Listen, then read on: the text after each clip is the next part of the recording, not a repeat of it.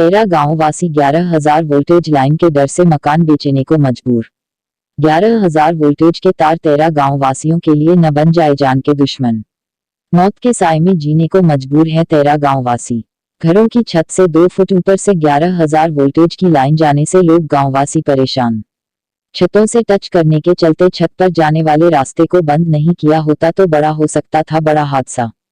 तारों को हटाने की तहसील दिवस से लेकर सांसद तक को करा चुके हैं अवगत। प्रशासन बड़े हादसे के इंतजार में, हुआ बड़ा हादसा तो कौन होगा जिम्मेदार। गांववासी का आरोप, वोट मांगते समय भोली भाली जनता को सभी समस्या को दूर करने का देते हैं आश्वासन। गांववासियों ने कहा कि समस्या का निदान नहीं हुआ निवारण तो आने वाले चुनावों का पूरा गांव करेगा बहिष्कार। तहसील खेरागढ़ के अंतर्गत तेरा गांव का मामला। रमाकांत ठाकुर है, मैं एक समाज सेवी हूँ। क्या समस्या है गाँव की? ये मेरे पैतृक गांव के पास का ही है जी। और पहले मैंने यहाँ से जिला पंचायत की भी तैयारी की मगर ये वार्ड ऐसी रह गया। मगर सबसे बड़ी समस्या है कि यहाँ 11,000 की लाइन गई है और 11,000 की लाइन, ये लोग इतने पैसे वाले तो है नहीं, बहुत गरीब लोग हैं।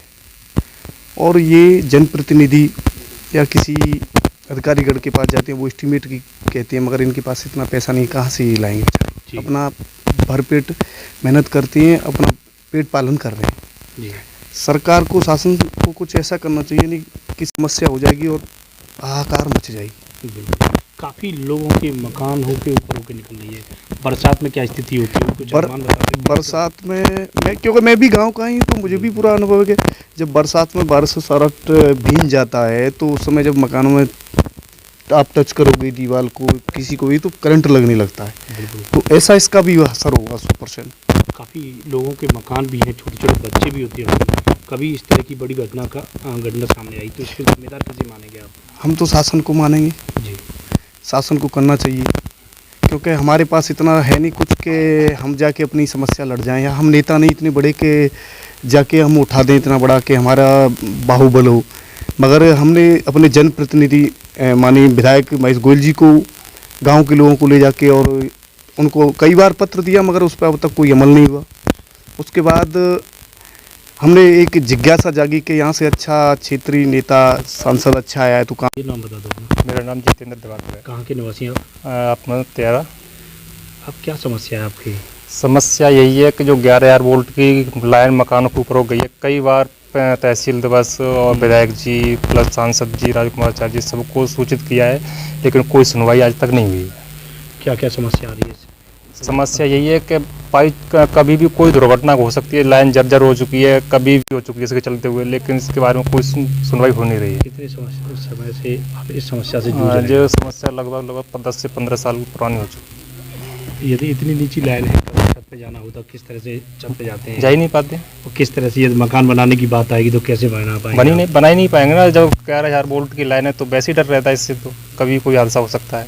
तो इतने घरों के ऊपर होकर लाइन जा रही है, कभी छोटे छोटे बच्चे भी होते होंगे। बच्चों तो सीधे से हादसे का शिकार होंगे, अगर गलती से कोई चला गया तो हादसा निश्चित है। कभी हादसा भी हुआ है यहाँ पर किसी बच्चे के साथ ऐसे कभी हो?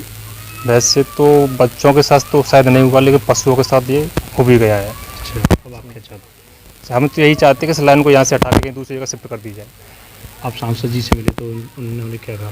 उन्होंने कोई कुछ नहीं कहा कि ये सुविधा केवल जो शहीद का परिवार है उसके लिए, बाकी किसी के लिए नहीं, अपने जैसे रह रहे हो उसी तरह से रहो। उन्होंने कोई संतोषजनक जवाब नहीं दिया। लाइट की तार न उठाने का कारण पीछे क्या कारण सामने आ रहा है? अब पता नहीं, अगर कहीं भी जाओ तो। बाबू नाम बता दो अपना। रामगिरी।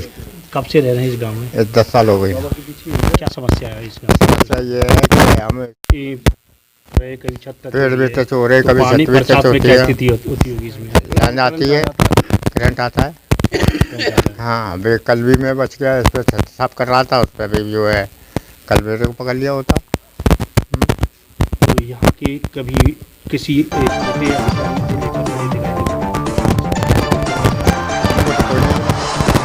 और हमारा पड़ोसी तो 3 बार प्रकाश भी देने के लिए गया।